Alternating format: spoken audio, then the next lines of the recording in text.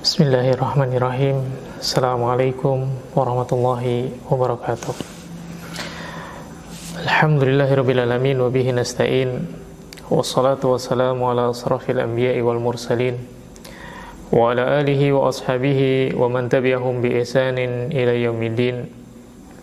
Fa inna asdaqal hadits kitabullah wa khairal hadi Muhammad sallallahu alaihi wasallam.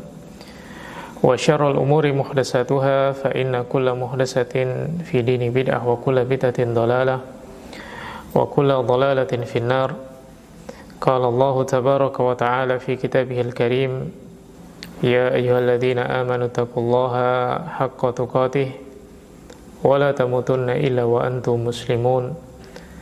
Wa qala jalla fi ula, ya ayyuhan nasu taqu rabbakumul ladzi khalaqakum min nafsin wahidah wa khalaqa minha zawjaha wa batha minhuma rijalan katsiran wa nisaa wattaqullaha alladzi tasaaluna bihi wal arham innallaha kana 'alaikum raqiba. Wa qala aidan, ya ayyuhalladzina amanu taqullaha wa qulu qawlan shadida yuslih lakum a'malakum wa yaghfir lakum dhunubakum wa may yuti'illaha wa rasulahu faqad faza fawzan adzima. Amma ba'd.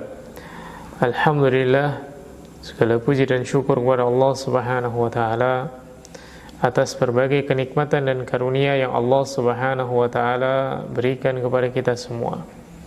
Kemudian semoga salawat dan salam senantiasa diberikan kepada Nabi Muhammad sallallahu alaihi wasallam, diberikan kepada para sahabatnya, diberikan kepada keluarganya, dan juga diberikan kepada seluruh orang-orang yang mengikuti petunjuk beliau dengan baik sampai kelak datangnya hari kiamat. Teman-teman sekalian, mahasiswa yang dimuliakan oleh Allah Subhanahu wa taala, insyaallah pada pertemuan kali ini kita akan membahas materi yang berkaitan tentang tauhid, pengertian tauhid, pembagian tauhid, keistimewaan tauhid, serta buah dari tauhid, apa yang akan didapat oleh orang-orang yang bertauhid. Tauhid secara bahasa artinya adalah menjadikan satu saja. Ini arti tauhid secara bahasa. Dan dia di dalam bahasa Arab adalah merupakan bentuk masdar dari fi'il wahada yuwahidu, tauhidan. Jadi tauhid secara bahasa artinya adalah menjadikan satu saja. Kemudian menjadikan satu ini tidaklah sempurna kecuali dengan meniadakan selainnya. Jadi di dalam tauhid ini ada dua rukun, yaitu menetapkan dan meniadakan. Hal ini dijelaskan oleh Syekh Muhammad bin Shalih Al-Utsaimin, semoga Allah Subhanahu wa taala merahmati beliau, di dalam kitab Syarah Salasatul Usul. Beliau mengatakan bahwasanya makna menjadikan satu ini kurang tepat atau tidak tepat kecuali apabila dibarengi dengan peniadaan, dibarengi dengan penafian, meniadakan selain Allah Subhanahu wa taala di dalam hak-hak yang memang merupakan kekhususan Allah Subhanahu wa taala. Jadi tauhid secara bahasa artinya adalah menjadikan satu saja.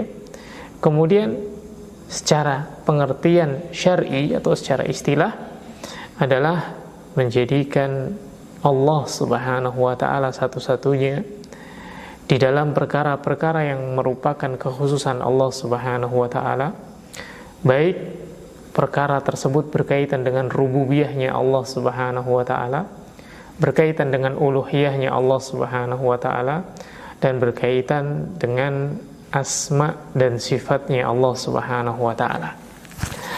Syekh Muhammad bin Shalih Al-Utsaimin juga menyebutkan di dalam kitab Qaulul Mufid ala Kitabit Tauhid, kitab Qaulul Mufid yang merupakan syarah dari kitab Tauhid, beliau mengatakan bahwasanya mengesahkan Allah Subhanahu wa taala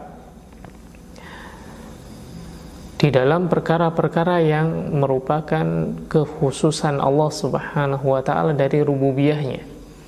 Perkara-perkara yang berkaitan dengan rububiyah adalah perkara-perkara yang berkaitan dengan perbuatan Allah Subhanahu wa taala. Allah yang menciptakan, Allah yang memberi rizki, Allah yang mengatur, Allah yang memiliki segala sesuatu yang ada di alam semesta ini. Maka ketika seseorang mentauhidkan Allah Subhanahu wa taala di dalam rububiyahnya Allah, maka dia meyakini hanya Allah Subhanahu wa taala satu-satunya yang menciptakan. Tidak ada selain Allah yang menciptakan. Kemudian meyakini bahwasanya hanya Allah satu-satunya yang memberi rizki. Tidak ada yang memberi rizki selain Allah. Kemudian yang berikutnya, mengesahkan Allah Subhanahu wa taala di dalam uluhiyah. Mengesahkan Allah Subhanahu wa taala di dalam peribadahan. Seseorang tidak boleh tunduk kepada selain Allah Subhanahu wa taala.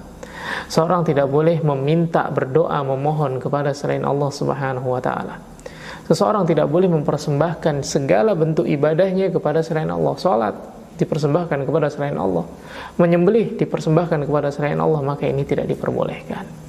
Jadi tauhid uluhiyah adalah mengesahkan Allah Subhanahu wa taala dalam perkara-perkara yang berkaitan dengan hak yang Allah Subhanahu wa taala miliki, yaitu hak diibadahi. Kemudian perkara-perkara yang berkaitan dengan asma dan sifat, yaitu nama-nama dan sifat-sifat Allah Subhanahu wa taala. Bahwasanya Allah Subhanahu wa taala memiliki nama-nama dan sifat-sifat yang mulia, yang tidak ada yang semisal dengan Allah Subhanahu wa taala. Maka seseorang mentauhidkan Allah Subhanahu wa taala, menjadikan Allah itu satu-satunya dan meniadakan segala bentuk penyerupaan terhadap Allah Subhanahu wa taala. Dan ini sebagaimana yang Allah Subhanahu wa taala sebutkan di dalam Al-Qur'an surat Asy-Syura ayat yang ke-11, laisa kamitslihi syai'un wa huwas samiul basir. Allah Subhanahu wa taala itu adalah laisa kamitslihi syai'un. Tidak ada yang semisal dengan Allah Subhanahu wa taala sesuatu apapun. Tidak ada sesuatu atau tidak ada satupun dari makhluk Allah Subhanahu wa taala yang setara dengan Allah Subhanahu wa taala. Tidak ada satu makhluk pun yang memiliki hak sebanding dengan Allah Subhanahu wa taala. Hak diibadahi, hak untuk dimintai pertolongan dan yang lainnya. Maka tidak ada yang semisal dengan Allah Subhanahu wa taala. Laisa kamitslihi syai'. Siapapun dia, malaikatkah, nabikah, rasulkah, atau orang yang dianggap soleh, atau orang yang dianggap wali oleh sebagian manusia, maka dia tidak memiliki hak yang semisal dengan Allah Subhanahu wa taala. Laisa kamitslihi syai'. Tidak ada yang semisal dengan Allah Subhanahu wa taala. Wa huwas samiul basir. Dan Allah Subhanahu wa taala Maha mendengar lagi Maha melihat. Maka dari sini kita dapat mengambil faidah bahwasanya tauhid itu mencakup di dalamnya keyakinan di dalam hati, yaitu meyakini bahwasanya Allah Subhanahu wa taala satu-satunya. Kemudian diucapkan dengan lisannya, mengucapkan apa yang dia yakini. Kemudian setelah itu dia mengamalkan di dalam amalan-amalan anggota badan dari apa yang dia yakini dan apa yang dia ucapkan. Ini sebagaimana disebutkan oleh para ulama, bahwasanya seseorang itu tidak akan tegak tauhid di dalam dirinya kalau dia tidak merealisasikan tiga hal tersebut, atau tidak menjadikan tiga hal tersebut ada pada dirinya, yaitu keyakinan di dalam hati, ucapan dengan lisan, kemudian realisasi dari apa yang dia yakini dan apa yang dia ucapkan di dalam amalan-amalan anggota badannya. Maka seseorang tidak dianggap bertauhid sampai dia menghadirkan tiga hal tadi. Dan Syekh Muhammad bin Abdul Wahhab, semoga Allah Subhanahu wa taala memberikan rahmat dan karunia-Nya kepada beliau, di dalam kitab yang beliau tulis yang berjudul Kasyfus Syubhat, maka beliau menyatakan bahwasanya para ulama tidak berselisih atau tidak ada perselisihan di antara para ulama tentang bahwasanya tauhid itu harus ada di dalam hati setiap manusia.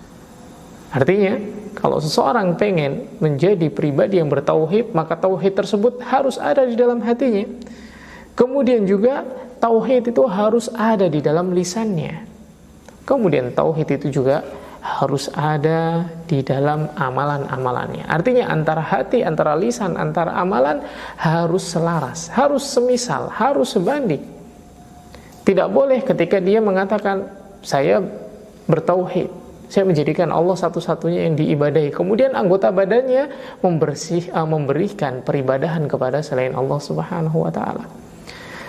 Dia sholat menghadap Allah Subhanahu wa ta'ala, mentaati perintah Allah Subhanahu wa ta'ala, namun dalam hatinya ada ketergantungan kepada selain Allah Subhanahu wa ta'ala. Maka yang seperti itu tidak dinamakan bertauhid. Bahkan tidak dianggap sebagai seorang muslim apabila dia tidak merealisasikan tauhid di dalam diri seorang hamba. Kenapa? Karena Islam adalah agama tauhid. Allah Subhanahu wa ta'ala telah menjadikan syariat Islam adalah syariat tauhid. Allah Subhanahu wa ta'ala menyebutkan, walaqad ba'asna fi kulli ummatin rasulan an ibudullaha wajtanibut taghut. Dan kami telah mengutus pada setiap umat seorang utusan, yang mana utusan tadi Allah Subhanahu wa ta'ala perintahkan. Apa perintah Allah Subhanahu wa ta'ala? An ibudullaha wajtanibut taghut, untuk beribadah hanya kepada Allah dan menjauhi taghut. Para ulama menyebutkan makna dari tauhid adalah segala sesuatu yang diibadahi selain Allah Subhanahu wa ta'ala.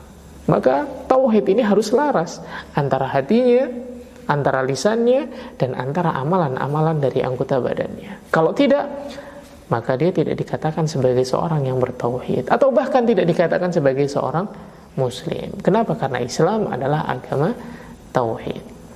Kemudian kata-kata tauhid ini sebagian orang menganggap bahwasanya tidak ada di dalam Al-Quran, tidak ada di dalam Sunnah penyebutan istilah tauhid. Jadi istilah tauhid ini adalah istilah yang diada-adakan, istilah yang dimunculkan oleh Syekh Muhammad bin Abdul Wahab, yang dikenal oleh sebagian orang sebagai Wahabi. Istilah tauhid ini dimunculkan oleh orang-orang Wahabi untuk apa? Untuk memecah belah barisan kaum muslimin. Ini menurut sebagian dari orang. Maka kita jelaskan atau kita sampaikan, istilah tauhid ini memiliki sumber di dalam Al-Quran dan sumber di dalam sunnah Nabi SAW. Dakwah tauhid, mengajak untuk bertauhid, mengajak orang untuk beribadah hanya kepada Allah, ini bukanlah dakwah dari satu atau dua orang manusia, tapi dakwah dari seluruh para nabi dan rasul yang Allah Subhanahu wa ta'ala utus. Dan bahkan Allah Subhanahu wa ta'ala menjadikan tujuan manusia diciptakan adalah untuk bertauhid. Kita lihat di dalam surat Adz-Dzariyat ayat yang ke-56. Wa ma khalaqtul jinna wal insa illa liya'budun. Tidaklah aku ciptakan jin dan manusia kecuali tujuannya adalah apa? Hanya untuk beribadah kepadaku. Tujuan manusia diciptakan adalah untuk bertauhid. Jadi tauhid ini beribadah hanya kepada Allah. Ini bukan dakwah atau ajakan dari satu atau dua orang. Bukan ajakan dari si fulan, bukan ajakan dari si fulan, bukan, tapi ajakan dari seluruh para nabi dan rasul. Dakwah seluruh para nabi dan rasul adalah untuk beribadah hanya kepada Allah, untuk mentauhidkan Allah. Dakwahnya Nabi Nuh, dakwahnya Nabi Ibrahim, dakwahnya Nabi Musa, dakwahnya Nabi Isa, dakwahnya Rasulullah Muhammad SAW, semuanya mengajak manusia untuk bertauhid.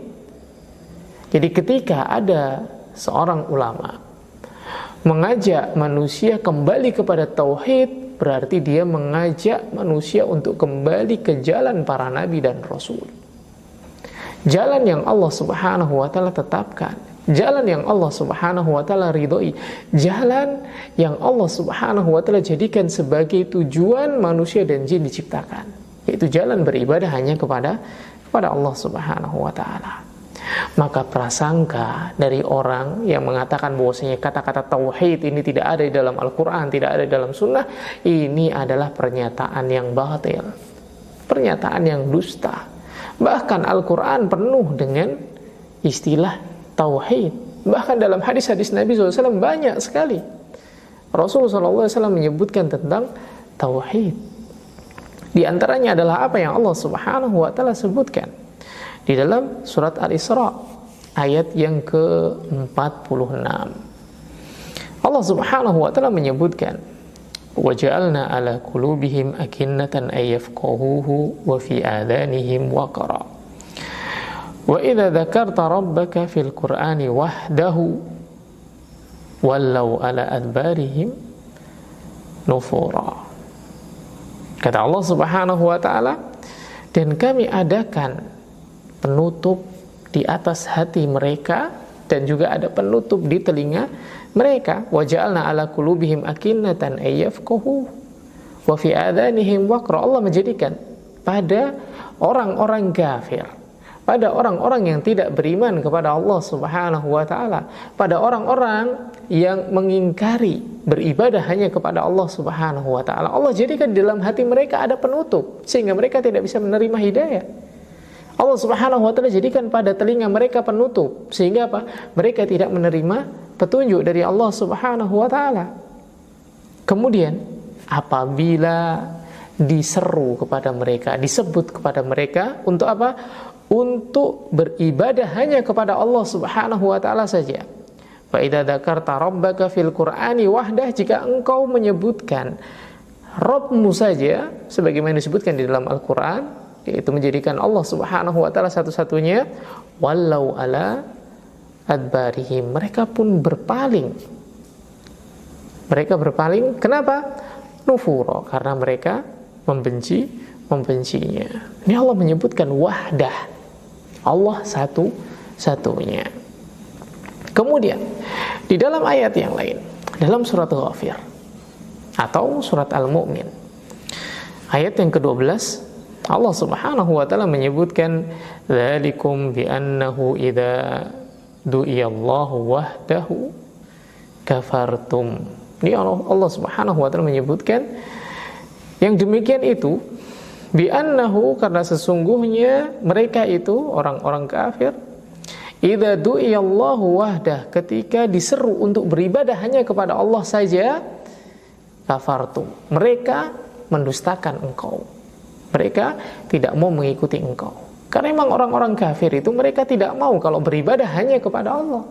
Maka ketika diajak untuk beribadah hanya kepada Allah saja, mereka enggak mau. Namun wa iyusrak bihi tu'minu, kalau mereka diajak untuk melakukan kesyirikan, diajak mensekutukan Allah, diajak untuk menyembah selain Allah, apa? Tu'minu, mereka beriman kepada engkau, mereka mengikuti engkau. Ini adalah sifat orang kafir yang Allah Subhanahu wa taala sebutkan di dalam Al-Qur'an. Ketika diajak beribadah hanya kepada Allah, enggak mau. Kenapa? Mereka sudah terbiasa beribadah kepada sesembahan-sembahan selain Allah. Mereka terbiasa menyembah patung, menyembah berhala, menyembah batu. Maka ketika diajak beribadah hanya kepada Allah saja, mereka enggak mau. Mereka kufur, mengingkari hal tersebut. Namun ketika diajak kembali beribadah kepada sembahan-sembahan selain Allah, diajak beribadah ke kuburan, diajak beribadah kepada batu, diajak beribadah kepada pohon, diajak beribadah kepada sungai, kepada lautan, kepada gunung, maka mereka dengan senang hati akan menerimanya. Ini adalah sifat orang-orang kafir. Maka hendaknya kita berusaha menjauhkan diri dari sifat-sifat tersebut. Ketika diajak beribadah kepada Allah, maka hendaknya kita mengikuti. Jangan malah sebaliknya, diajak beribadah kepada Allah diingkari. Kemudian ketika diajak ayo beribadah ke tempat ini, ayo kita berikan persembahan ke tempat ini, ayo kita minta ke tempat ini, ayo kita nyari keberkahan ke tempat ini, kemudian dia dengan senang hati datang berbondong-bondong di sana. Ini sifat orang kafir. Maka di dalam surat Ghafir ini Allah Subhanahu wa taala menyebutkan apa? Kata-kata wahdah, yaitu satu-satunya. Istilah tauhid. Karena tauhid secara bahasa adalah masdar dari fi'il wahada yuwahhidu tauhidan. Kemudian Allah Subhanahu wa taala juga menyebutkan di dalam firman-Nya kisah tentang Ibrahim di dalam surat Al-Mumtahanah ayat yang keempat. Qad kanat lakum uswatun hasanatun fi Ibrahim walladzina ma'ah. Allah menceritakan kisah tentang Ibrahim. Dan sungguhnya pada Ibrahim itu ada teladan yang baik. Idh qalu liqaumihim inna bura'a'u minkum wa mimma ta'buduna min dunillah. Sesungguhnya aku berlepas diri dari kalian dan apa yang kalian sembah dari selain Allah. Kafarna bikum wa bada bainana wa bainakum adawatu wal baghdha.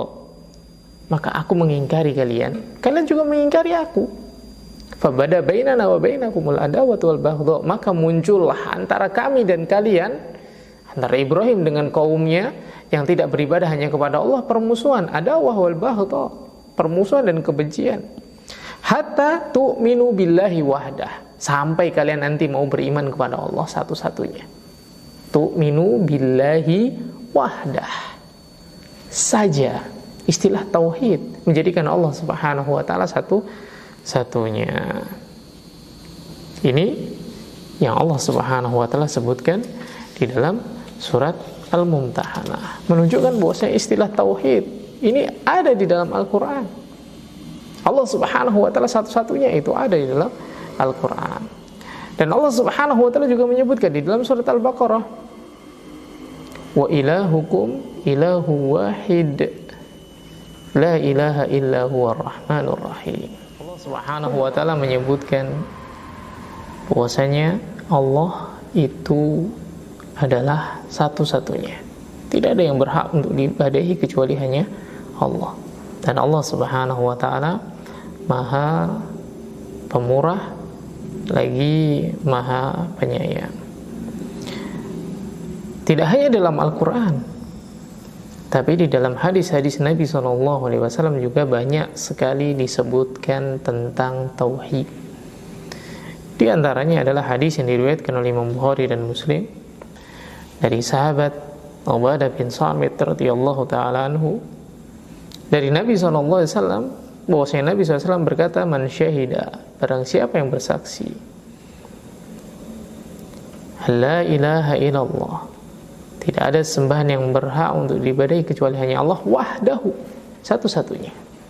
Di sana ada kata-kata wahdah, ada kata-kata tauhid. La syarikalah, tidak ada sekutu bagi Allah. Kemudian dia juga bersaksi wa anna Muhammadan abduhu wa rasuluhu, bersaksi bahwa Muhammad adalah hamba dan utusannya. Kemudian bersaksi anna Isa abdullahi wa rasuluhu wa kalimatuhu alqaha ila Maryam wa ruhun minhum. Dia juga bersaksi bahwa Isa adalah hamba Allah dan Rasulnya, dan tanda-tanda kekuasaan Allah yang Allah berikan kepada Maryam, dan ruh dari Allah Subhanahu wa taala yang Allah berikan. Wal jannatu haqqun, dan dia bersaksi bahwasanya surga itu hak. Wan naru haqqun, dan dia juga bersaksi bahwasanya neraka itu adalah hak. Maka adkhalahullahu al-jannata ala ma kana minal amal. Maka Allah Subhanahu wa taala akan masukkan dia ke dalam surga dikarenakan amal yang dia lakukan, atau dikarenakan sebab apa yang dia yakini dan dia realisasikan tadi. Maka di dalam hadis yang diriwayatkan oleh Imam Bukhari dan Muslim ini disebutkan wahdah, kata tauhid, yaitu bersaksi tidak ada sembahan yang berhak untuk diibadahi kecuali hanya Allah Subhanahu wa ta'ala. Kemudian yang berikutnya, hadis yang lain yang menunjukkan bahwasanya kata-kata tauhid ini disebutkan di dalam Al-Quran dan juga disebutkan di dalam sunnah Nabi SAW adalah hadis dari sahabat Ibnu Abbas radhiyallahu ta'ala anhu, yang mana beliau bercerita tentang Rasulullah SAW mengutus Mu'adz ibnu Jabal radhiyallahu ta'ala anhu ke Yaman. Hadis ini diriwayatkan juga oleh Imam Bukhari dan Muslim. Maka Nabi SAW memberikan wasiat kepada Mu'adz, innaka ta'ti qauman ahlal kitab. Wahai Mu'adz, engkau akan datang kepada suatu kaum ahlul kitab. Falyakun awwala ma tad'uhum ila syahadati an la ilaha illallah wa anna Muhammadar Rasulullah. Maka jadikan yang pertama kali engkau seru kepada mereka adalah bersaksi tidak ada sesembahan yang berhak untuk diibadahi kecuali hanya Allah, dan bersaksi bahwa Muhammad adalah utusan Allah. Wa fi riwayah, dan di dalam riwayat yang lain, hadis riwayat Bukhari dan Muslim, di dalam riwayat yang lainnya kata Nabi SAW, hendaknya yang pertama kali engkau ajak adalah ila ayyuwahidullah, untuk mentauhidkan Allah. Jadi kata-kata tauhid ini memiliki sumber, memiliki dasar dari Al-Quran, dari sunnah Nabi SAW. Jadi bukan suatu kata yang diada-adakan, bukan suatu kata yang dimunculkan oleh orang-orang yang ingin memecah belah umat. Bukan. Kata-kata tauhid ini Allah Subhanahu wa taala yang menyampaikan dalam Al-Quran, Rasulullah SAW menyampaikan dalam hadis-hadisnya. Dan dakwah tauhid bukan dakwah untuk memecah belah kaum muslimin, tapi menyatukan kaum muslimin di bawah Al-Quran, di bawah sunnah Nabi SAW, di bawah peribadahan hanya kepada Allah Subhanahu wa taala. Sebagaimana tujuan manusia diciptakan oleh Allah, yaitu hanya untuk beribadah kepada Allah Subhanahu wa taala. Ini pengertian dari tauhid, dan dari mana kata atau penamaan tauhid ini muncul, yaitu dari Al-Quran dan dari sunnah Nabi SAW. Kemudian teman-teman sekalian dimuliakan oleh Allah Subhanahu wa taala, kenapa sih kita harus belajar tauhid? Kenapa kita harus mempelajari tauhid? Karena mempelajari tauhid ini adalah suatu kewajiban bagi kita semua. Tadi kita sebutkan, Allah Subhanahu wa taala menjadikan jin dan manusia, atau menciptakan jin dan manusia, tujuannya adalah untuk beribadah hanya kepada Allah. Tujuannya adalah hanya untuk beribadah kepada Allah, yaitu mentauhidkan Allah, menjadikan Allah satu-satunya. Maka Allah Subhanahu wa taala mengutus para nabi dan rasul untuk tujuan itu. Allah menciptakan jin dan manusia, tujuannya adalah untuk beribadah hanya kepada Allah. Wa ma khalaqtul jinna wal insa illa liya'budun, surat Ad-Dzariyat ayat yang ke-56. Kemudian oleh karena itu Allah Subhanahu wa taala mengutus para nabi dan rasul. Walaqad ba'asna fi kulli ummatin rasulan an ibudullaha wajtanibut taghut. Dan kami telah mengutus fi kulli ummatin rasulan, pada setiap umat seorang utusan, an ibudullah, agar menyeru manusia beribadah hanya kepada Allah, wajtanibut taghut, dan meninggalkan segala bentuk peribadahan kepada taghut. Surat An-Nahl ayat yang ke-36. Dan para ulama menjelaskan makna taghut itu adalah segala sesuatu yang disembah selain Allah Subhanahu wa taala. Maka tujuan manusia diciptakan adalah untuk beribadah hanya kepada Allah. Oleh karena itu kita harus mempelajari bagaimana kita beribadah hanya kepada Allah. Islam adalah agama tauhid, maka kita harus mempelajari apa itu tauhid. Apa yang harus kita lakukan? Apa yang harus kita kerjakan? Apa yang harus kita yakini? Apa yang harus kita ucapkan? Kita harus mempelajarinya. Maka inilah pentingnya seorang mempelajari tauhid. Karena dengan mempelajari tauhid, seseorang akan bisa merealisasikan tujuan dia diciptakan oleh Allah Subhanahu wa taala, yaitu untuk beribadah hanya kepada Allah Subhanahu wa taala. Dan Allah Subhanahu wa taala tidak hanya menjadikan tauhid sebagai ilmu yang wajib dipelajari, bukan hanya menjadikan tauhid sebagai wawasan yang harus diketahui oleh setiap muslim, sesuatu yang harus diucapkan oleh seorang muslim, bukan. Tapi Allah Subhanahu wa taala memberikan yang lebih, bahkan menjadikan tauhid ini memiliki keistimewaan, memiliki kedudukan yang tinggi, kedudukan yang agung di dalam agama kita. Maka di antara hal-hal yang menunjukkan tentang keistimewaan tauhid adalah yang pertama, Allah Subhanahu wa taala menciptakan jin dan manusia, tujuannya adalah untuk bertauhid. Ini kedudukan yang tertinggi dari tauhid. Dalam surat Ad-Dzariyat tadi kita sebutkan, wa ma khalaqtul jinna wal insa illa liya'budun. Tidaklah aku ciptakan jin dan manusia kecuali hanya untuk beribadah kepadaku. Kemudian yang kedua yang menunjukkan tauhid memiliki kedudukan yang tinggi di dalam agama kita adalah tauhid merupakan inti dakwah dari para nabi dan rasul. Di dalam surat Al-Anbiya ayat yang ke-25, wa ma arsalna min qablika mir rasulin illa nuhi ilaihi annahu la ilaha illa ana fa'budun. Dan kami tidak mengutus seorang rasul pun sebelum engkau wahai Muhammad, kecuali kami wahyukan kepada dia annahu la ilaha illa ana, tidak ada sesembahan yang berhak untuk diibadahi kecuali aku, kecuali hanya Allah. Fa'budun, maka sembahlah aku, sembahlah Allah Subhanahu wa ta'ala. Ini menunjukkan bahwasanya apa? Para nabi dan rasul semuanya diberi wahyu yang sama, yaitu perintah untuk beribadah hanya kepada Allah Subhanahu wa ta'ala. Kemudian yang menunjukkan keistimewaan tauhid adalah amalan itu tidak akan Allah Subhanahu wa ta'ala terima jika tidak disertai dengan tauhid. Dan bahkan Allah Subhanahu wa ta'ala menjadikan amalan yang kemasukan lawan dari tauhid, yaitu kesyirikan, akan terhapus. Jika tauhid hilang dalam suatu amalan, berarti kesyirikan masuk. Ketika kesyirikan masuk dalam amalan, Allah Subhanahu wa ta'ala akan menghapus amalan-amalan tersebut. Di dalam surat Az-Zumar ayat yang ke-65, Allah Subhanahu wa ta'ala menyebutkan walaqad uhiya ilaika wa ilal ladzina min qablika, dan sungguh telah aku wahyukan kepada engkau dan kepada orang-orang sebelum engkau, la in asrakta, kalau kamu melakukan kesyirikan, la yahbatanna amaluk, maka akan kami hapuskan amalan-amalan kalian, akan terhapus. Wala takunanna minal khasirin, dan kalian akan benar-benar menjadi orang-orang yang rugi. Gimana enggak rugi? Sudah capek-capek beramal, capek-capek berpeluh keringat, mengerjakan ini dan itu, ternyata apa? Dihapus oleh Allah Subhanahu wa ta'ala, enggak diterima oleh Allah Subhanahu wa ta'ala. Kenapa? Enggak ada tauhid di dalam ibadahnya, enggak ada tauhid di dalam amal ibadah yang dia lakukan. Dan tauhid ini memiliki posisi yang penting di dalam setiap amal. Seperti apa? Seperti bersuci dengan sholat. Jadi posisi tauhid di dalam amal itu seperti posisi bersuci di dalam sholat. Yang artinya sholat seseorang tidak diterima kecuali dengan adanya bersuci atau adanya keadaan suci. Maka tauhid ini juga sama. Amalan seorang tidak akan diterima kecuali ada tauhid di dalamnya.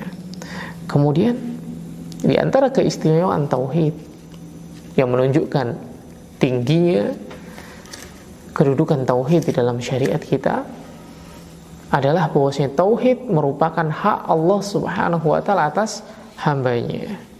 Tauhid hak Allah Subhanahu wa ta'ala atas hambanya.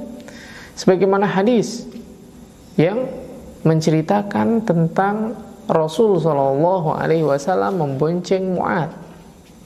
Rasul SAW suatu ketika beliau membonceng Mu'adz di atas kendaraan atau di atas seekor keledai. Kemudian sambil berjalan, Rasulullah SAW mengajarkan kepada Mu'adz suatu ilmu. Apa yang diajarkan oleh Rasulullah SAW? Ya Mu'adz, wahai Mu'adz, atadri, apakah engkau tahu? Ma haqqullah alal ibad, apa hak Allah atas hambanya? Wa ma haqqul ibadi ala Allah, dan apa hak hamba atas Allah Subhanahu wa ta'ala? Qultu Allahu wa rasuluhu a'lam. Maka Mu'adz pun berkata, Allah dan Rasulnya lebih tahu. Ini adab yang diajarkan oleh Mu'adz. Ketika ditanya, maka dia tidak tahu, dia mengatakan Allah wa rasuluhu a'lam, Allah dan Rasulnya lebih tahu.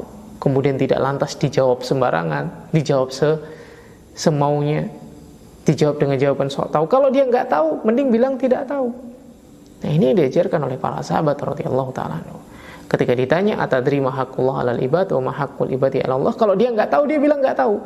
Jangan berbicara tentang Allah Subhanahu wa ta'ala dengan tanpa ilmu, karena ini merupakan dosa besar. Allah mengharamkan berbicara tentang Allah tanpa ilmu. Maka kata Rasulullah SAW kepada Mu'adz, setelah Mu'adz mengatakan Allah dan Rasulnya lebih tahu, kata Nabi SAW, haqqullah 'alal ibad, hak Allah atas hambanya adalah ayya'buduhu wa la yusyriku bihi syai'a. Allah itu disembah, diibadahi, dan tidak disekutukan dengan sesuatu apapun. Kemudian hak seorang hamba dari Allah Subhanahu wa ta'ala adalah Allah Subhanahu wa ta'ala tidak akan mengadab seorang hamba yang tidak mensekutukan Allah Subhanahu wa ta'ala. Seorang hamba yang bertauhid, Allah Subhanahu wa ta'ala tidak akan mengadab mengadabnya. Dan tauhid ini adalah hak Allah Subhanahu wa taala. Maka kewajiban manusia untuk menunaikan haknya Allah Subhanahu wa taala. Kemudian setelah Mu'adz mendapatkan ilmu tersebut dari Nabi SAW, setelah dijelaskan oleh Nabi SAW, maka Mu'adz pun berkata, "Ya Rasul, wahai Rasul, bolehkah aku ceritakan kepada manusia?" Maka Rasulullah SAW mengatakan, "La tubashirhum." Jangan cerita kepada manusia. Kenapa? Fayattakilu. Mereka nanti akan bersandar dengan hal ini saja dan tidak mau beramal. Ini hadis yang diriwayatkan oleh Imam Bukhari dan Muslim yang menunjukkan keistimewaan tauhid. Bahwasanya tauhid adalah hak Allah Subhanahu wa taala atas hambanya. Kemudian di antara keistimewaan tauhid yang berikutnya adalah Allah Subhanahu wa taala memberikan kepada orang yang bertauhid keamanan, pertolongan, kemuliaan, kejayaan, dan rasa aman. Allah Subhanahu wa taala akan berikan kepada orang-orang yang bertauhid. Allah Subhanahu wa taala sebutkan di dalam surat An-Nur ayat yang ke-55. Wa'adallahu alladhina amanu minkum wa amilus solihat. Dan Allah Subhanahu wa taala telah menjanjikan kepada kalian orang-orang yang beriman dan juga yang beramal saleh, la yastahlifannahum fil ardi kama istakhlafal ladzina min qablihim. Sungguh Allah Subhanahu wa taala akan menjadikan mereka berkuasa di atas muka bumi ini sebagaimana Allah telah menjadikan orang-orang sebelum kalian atau sebelum mereka berkuasa. Maka kalau kita pengen dijadikan oleh Allah Subhanahu wa taala sebagai penguasa di atas muka bumi ini, maka hendaknya menjadi orang-orang yang beriman, kemudian beramal soleh. Maka dialah yang Allah Subhanahu wa taala akan jadikan sebagai penguasa di atas muka bumi, sebagaimana Allah Subhanahu wa taala telah menjadikan orang-orang sebelumnya sebagai penguasa. Wala yumakkinanna lahum dinahum. Dan Allah Subhanahu wa taala juga akan meneguhkan bagi mereka agama mereka. Allah akan berikan istiqomah, Allah akan berikan kekuatan sehingga mereka terus-menerus berada di atas keridhaan Allah Subhanahu wa taala. Wala yumakkinanna lahum dinahum alladzi irtadha lahum, yang Allah ridhoi. Mereka akan istiqomah di atas agama yang Allah Subhanahu wa taala ridhoi. Kemudian Allah Subhanahu wa taala akan mengganti rasa takut yang ada pada diri mereka. Dengan apa? Dengan rasa aman. Wal yubaddilannahum min ba'di khaufihim amna, kata Allah. Orang yang beriman, orang yang beramal soleh, orang yang bertauhid, Allah akan jadikan pemimpin di atas muka bumi. Allah akan berikan istiqomah di atas agama yang Allah ridhoi. Kemudian Allah Subhanahu wa taala akan hilangkan rasa takut yang ada di dalam dirinya, diganti dengan rasa aman. Ya'budunani, mereka itu beribadah hanya kepadaku. Wala yusyriku nabi syai'a, dan mereka tidak mensekutukan diriku dengan sesuatu apapun.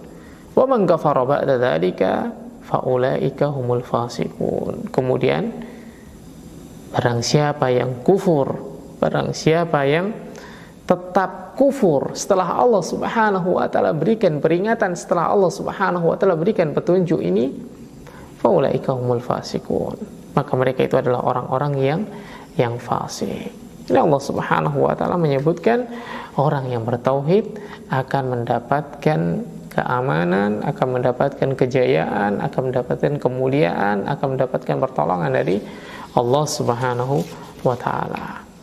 Kemudian di dalam ayat yang lain, surat Al-An'am ayat yang ke-82, Allah Subhanahu wa taala menyebutkan alladzina amanu wa lam yalbisu imanahum bidzulmin ulaika lahumul amnu wa hum muhtadun. Alladzina amanu, orang-orang yang beriman, wa lam yalbisu imanahum bidzulmin, dan mereka tidak mencampur adukkan keimanan mereka dengan kesyirikan, dengan kezaliman. Kesyirikan di sini disebut dengan kezaliman sebagaimana yang Allah Subhanahu wa taala sebutkan di dalam surat Luqman, innasyirka ladzulmun adzim.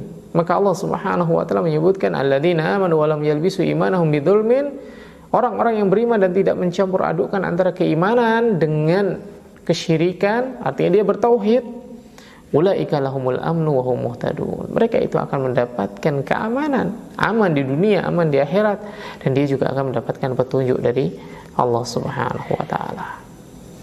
Ini di antara keistimewaan dari tauhid. Kemudian yang berikutnya, tauhid adalah sebab diampuni dosa-dosa seorang hamba. Perhatikan hadis yang diriwayatkan oleh Imam Tirmidzi dari sahabat Anas bin Malik radhiyallahu taala anhu. Beliau bercerita, aku mendengar Rasulullah sallallahu alaihi wasallam bersabda.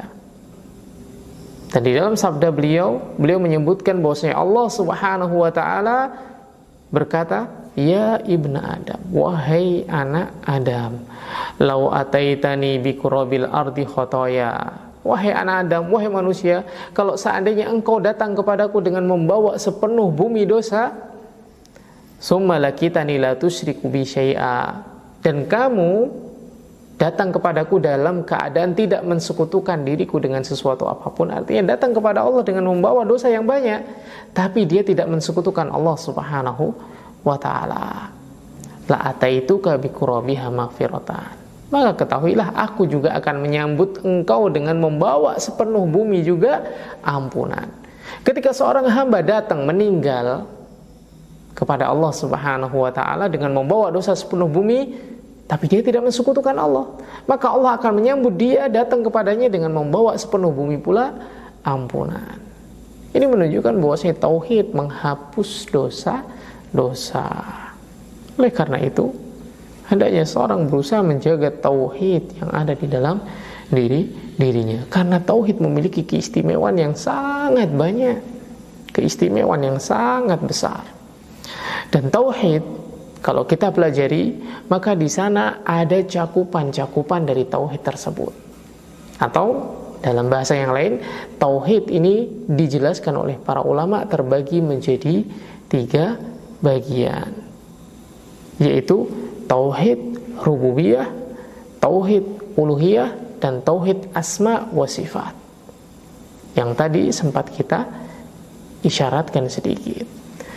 Tauhid rububiyah, tauhid uluhiyah, dan tauhid asma wa sifat ini Allah Subhanahu wa ta'ala sebutkan di dalam surat Maryam ayat yang ke-65. Dalam satu ayat 3 macam tauhid ini disebutkan sekaligus.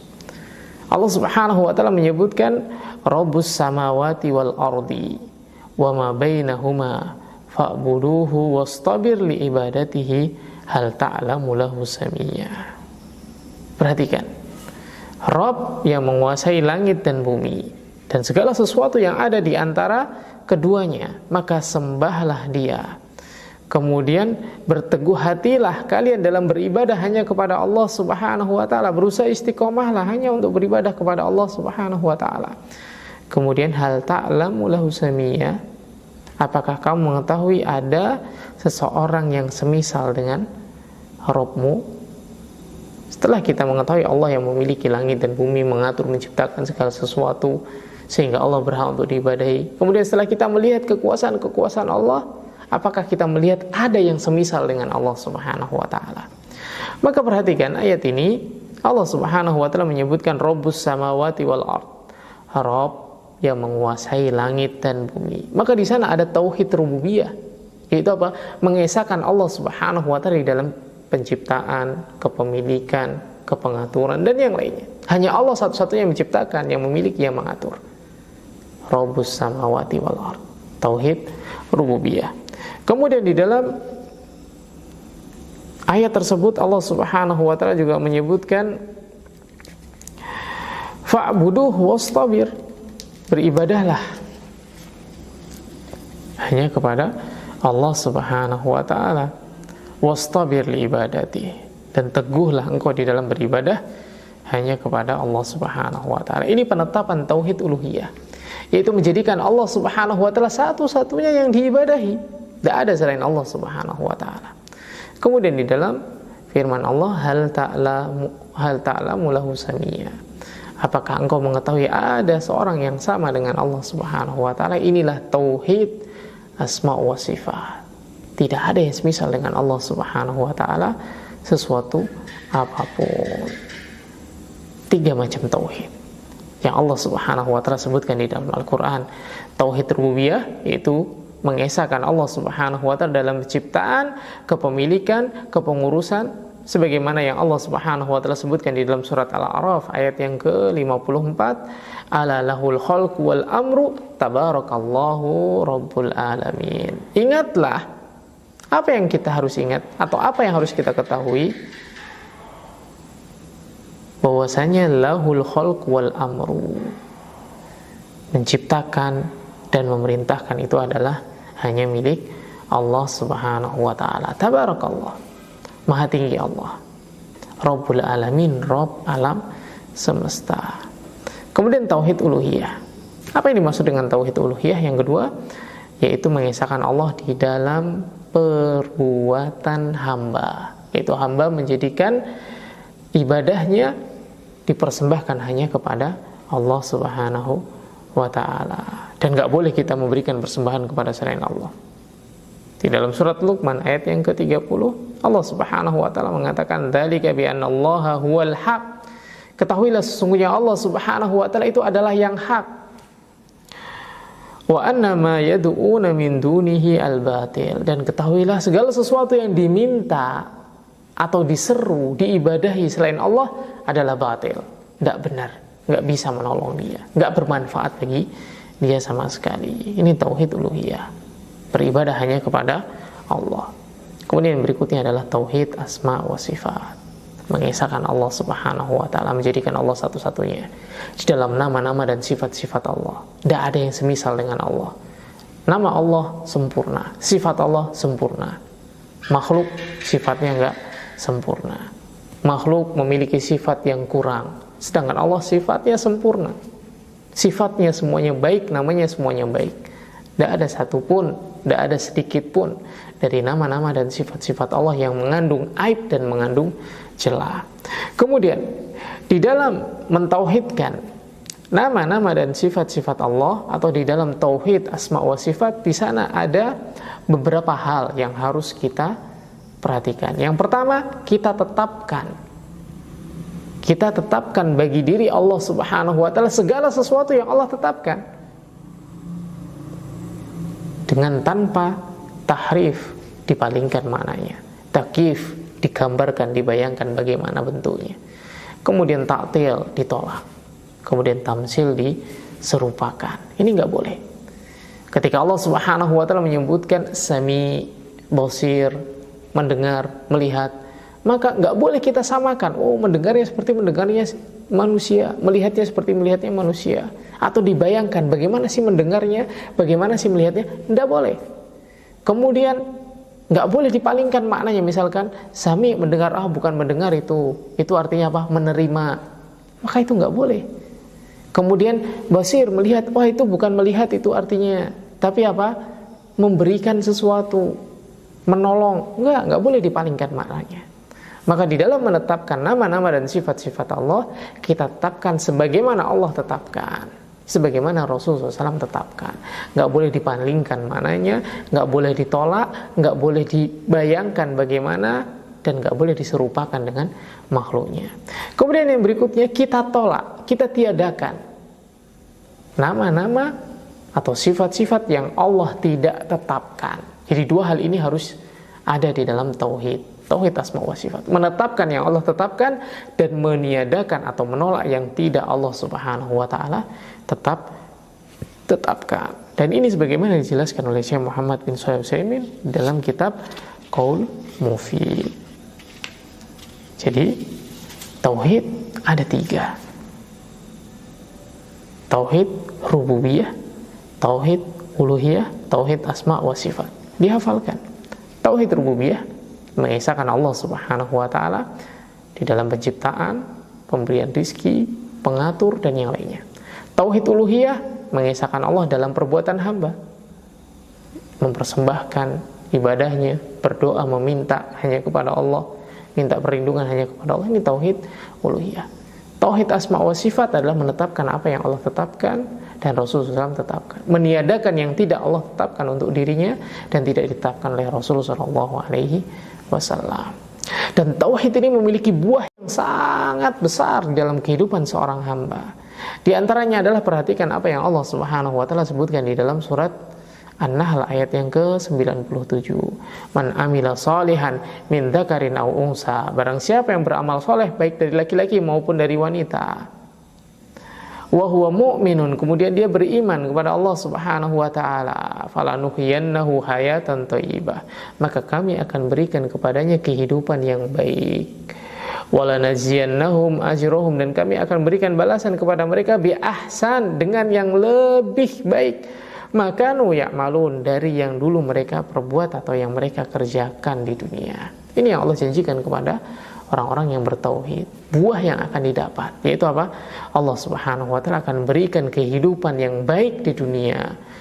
Allah Subhanahu wa taala akan berikan kehidupan yang baik di akhirat. Ini janji Allah Subhanahu wa taala.